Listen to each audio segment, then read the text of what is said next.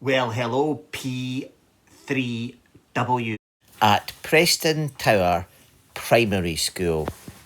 Thank you so much for sending me all your words for me to make up a story. So let's quickly look at those words that you've given me. So here are the words: king, robber, ghost, dragon, police officer, Minecraft Steve. Spaghetti, wand, spider, football, hat, sword, litter, flash. Cave, outer space, football stadium, pink, spooky, cold, strange, old, swirling. Well, what a fantastic collection of words, nouns and adjectives, describing words, things, and a great collection of characters and places as well. So that's a good collection of words for a story. So now I have to do a story based on all these words. The rule is I have to mention at least once every single word that is being given to me by you. Quite tricky. When I'm in a classroom, it's easy because you can tick them off. I need a helper. Oh, hiya. Will you help me? Possum's going to help. Would that be okay? Come on, Possum. Come. Don't be shy. You can show yourself to the children. She's my puppet.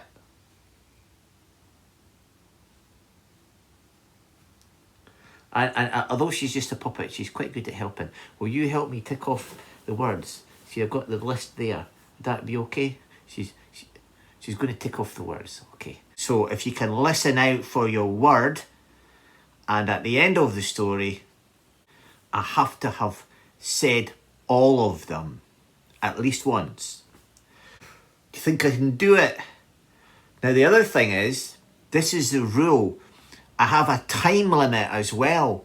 You see, each word gives me 30 seconds. So how many words do we have? Let's count them. 19, 20, 1, 2, 23 words. So if 23 words, and if I get 30 seconds for each word, how long do I get to tell the story? So I make that 11.5 minutes. So I better get telling.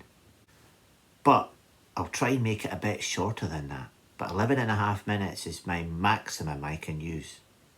Are you ready for the story? Are you sitting down? Are you listening for your word, but also listening to the story? Because after the story, your teacher's going to ask you what you'd like to do with the story. So here's the story. Once upon a time, there was a king who lived in a castle. Now, this king was obviously very rich and he had many, many things, but the thing he valued more, the thing he most treasured, was a sword that had belonged to his father and then his father before him. And this sword was a ceremonial sword. It means it wasn't a sword for fighting, but a sword for ceremonies. He would knight people with it, for example. Maybe your teacher can show you what that means. And it would hang on the wall of the great dining hall. As he was having his meal, he would look at it and he would smile. It was the most treasured thing. Now, one day he was eating his favourite food. He had a huge bowl of, can you guess, spaghetti. He loves spaghetti. Spaghetti with tomato sauce. And as he was eating his spaghetti, he was focusing so much on eating his spaghetti that he didn't notice other things around him. And he didn't notice that there was a robber tiptoeing into the dining room and took the sword from the wall. And it was only after he'd finished eating, when the king looked up, he realised that his treasured ceremonial sword had been stolen. Dun, dun, dun. And so he phoned for a police officer to arrive. And the police officer came and knocked on the castle door and was let in to see the king. Well, the police officer listened to the king's description of what had happened and started to look for clues. The first clue she found was close to the entrance to the dining room, because near the entrance to the dining hall, somebody had dropped litter. The robber had been littering. The robber had been eating sweeties, and the paper from the sweeties, the wrapping from the sweeties, he just dropped them. He hadn't put them in the bin. So now the police officer could follow this trail of litter. Don't worry, Your Majesty. I will find out who has done this, and I will make sure that ceremonial sword is brought back. And so the police officer followed the trail of litter, and the trail of litter led to a cave. Oh, she thought to herself, it's a bit dark in there and pretty spooky. In fact, it's very spooky. But I'm a police officer. And I'm brave, and I've got a crime to solve. So in she went into the cave. And so bravely she tiptoed into the cave till her eyes adjust to the darkness. And just then she saw right in front of her a big spider that was weaving its web from one side of the cave wall to the other. Now, she wasn't that keen on spiders, so what she did was she very carefully walked round the edge of where the spider was, and then she went deeper into the cave. And in the darkness, she looked around and she saw a very strange sight. It was so strange at first she didn't believe what her eyes were telling her.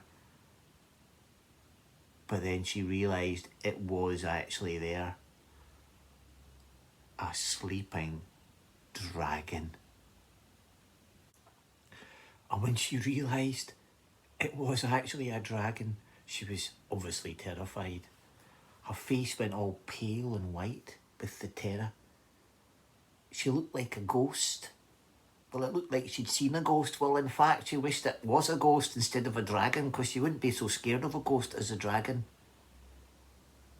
So, very carefully, she started to walk backwards.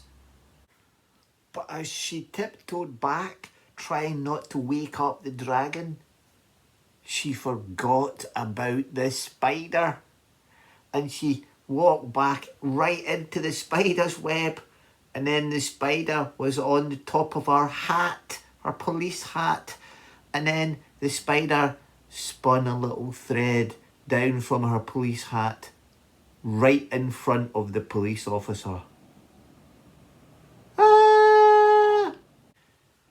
And so she took her hat off and she dropped it and ran out of the cave.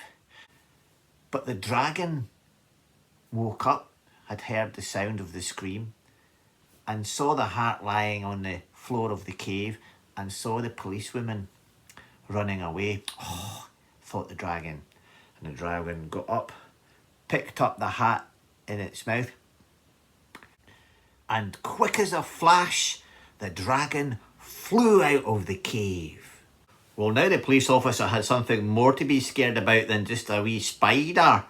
A huge dragon which was swirling around and round the police officer's head, like when its wings were making this sound. It swirled round and round and round, then it stopped swirling and came down and landed in front of the police officer. The dragon looked at the police officer and dropped the police officer's hat. And then the dragon said, "You left your hat, by the way, in my cave. Now, I'm sick of people littering. So, will you please take your hat with you?" "I didn't know that dragons spoke," said the police officer. "And how many dragons have you met?" None, exactly. People never speak to us. They just see us and run away. We didn't get a chance to speak to anyone." "Oh. Why did you come into my cave in the first place?" asked the dragon. "I'm on the trail of a robber who has stolen the king's ceremonial sword." "Ah," said the dragon, "I know exactly who you're talking about. He keeps on littering by my cave, and he keeps on trying to use my cave to hide the things that he's stolen, and I've told him not to come back. He lives in the village at the bottom of the hill. He lives in the old house at the end. It's a very old house. He calls himself Minecraft Steve, Minecraft Steve? Yeah. Apparently it's after some computer game. It's not his real name, but that's what he likes to get called. And you know what? He sells the things that he steals in the market in the village, so you'll find him there. How will I know what he looks like? Oh, said the dragon, you'll recognise him all right. He always wears pink shoes. Pink shoes? Uh-huh. He loves his pink shoes.